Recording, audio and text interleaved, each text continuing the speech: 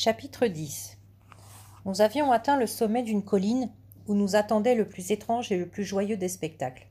« À partir de maintenant, aucun bruit, » chuchota monsieur Henri. « Il ne faut pas les déranger. » Je me demandais pour quelle sorte de personnage considérable nous devions prendre de telles précautions.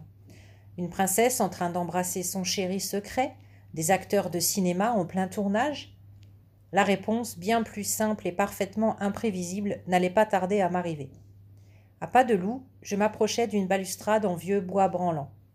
En dessous de nous s'étendait une ville, une vraie ville, avec des rues, des maisons, des magasins, un hôtel, une mairie, une église à clocher pointu, un palais genre arabe flanqué d'une tour, une mosquée, un hôpital, une caserne de pompiers, une ville en tout point semblable aux nôtres, à 3 différences près.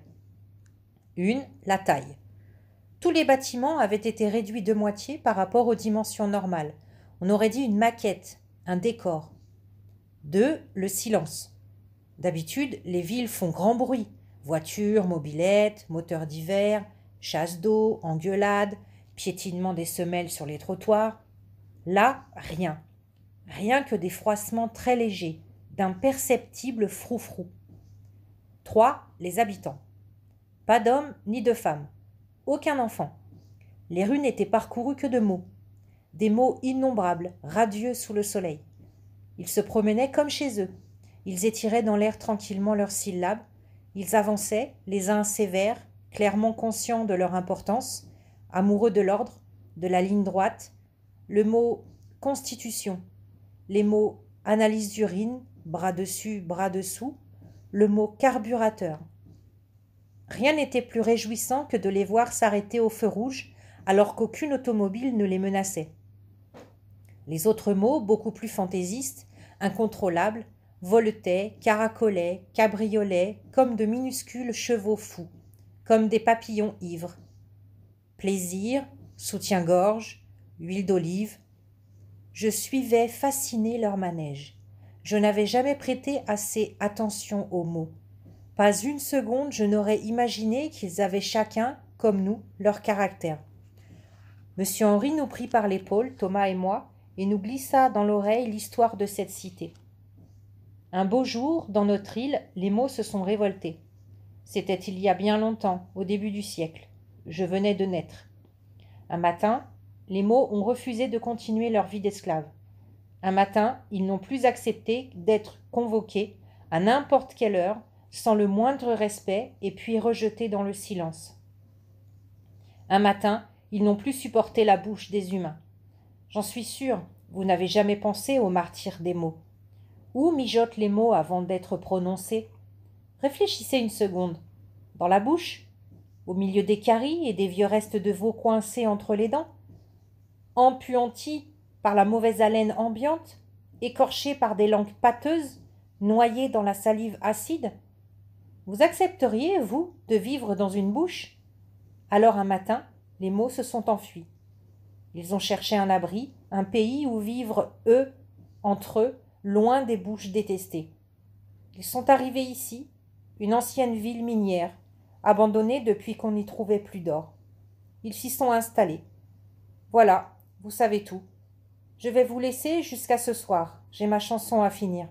Vous pouvez les regarder tant que vous voudrez. Les mots ne vous feront pas de mal. Mais ne vous avisez pas d'entrer chez eux. Ils savent se défendre. Ils peuvent piquer pire que des guêpes et mordre mieux que des serpents. Vous êtes comme moi, j'imagine, avant mon arrivée dans l'île. Vous n'avez connu que des mots emprisonnés, des mots tristes, même s'ils faisaient semblant de rire.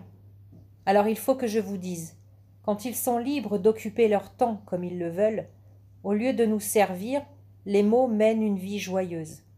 Ils passent leur journée à se déguiser, à se maquiller et à se marier. Du haut de ma colline, je n'ai d'abord rien compris. Les mots étaient si nombreux, je ne voyais qu'un grand désordre. J'étais perdue dans cette foule. J'ai mis du temps, je n'ai appris que peu à peu à reconnaître les principales tribus qui composent le peuple des mots. Car les mots s'organisent en tribus, comme les humains. Et chaque tribu a son métier. Le premier métier, c'est de désigner les choses. Vous avez déjà visité un jardin botanique? Devant toutes les plantes rares, on a piqué un petit carton, une étiquette. Tel est le premier métier des mots.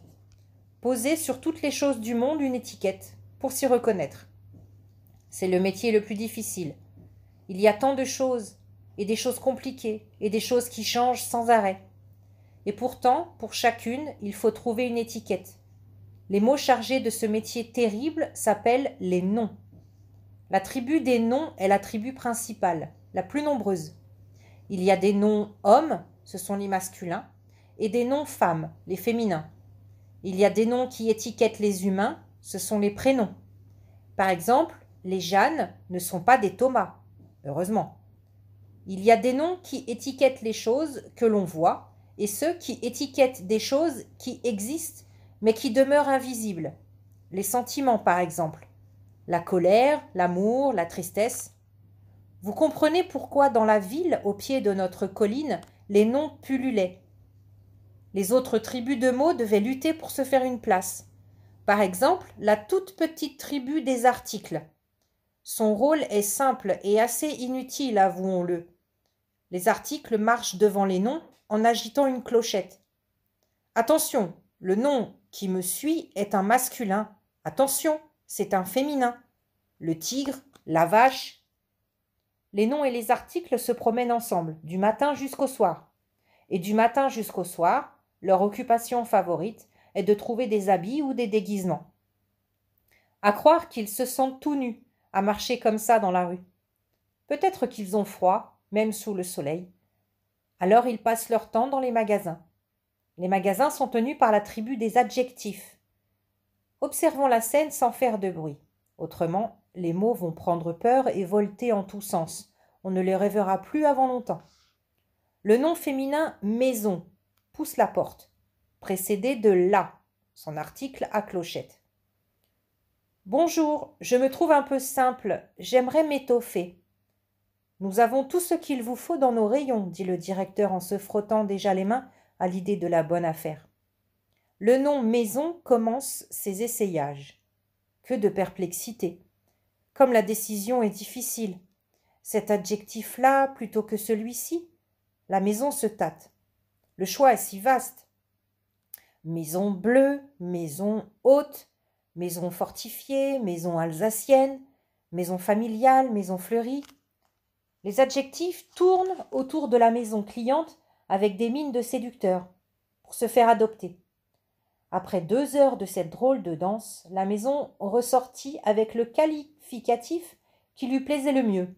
Hantée. Ravie de son achat, elle répétait à son valet article. Hantée. Tu imagines, moi qui aime tant les fantômes, je ne serai plus jamais seule. Maison, c'est banal. Maison et hantée, tu te rends compte? Je suis désormais le bâtiment le plus intéressant de la ville. Je vais faire peur aux enfants. Oh, comme je suis heureuse. Attends, l'interrompit l'adjectif. Tu vas trop vite en besogne. Nous ne sommes pas encore accordés. Accordés?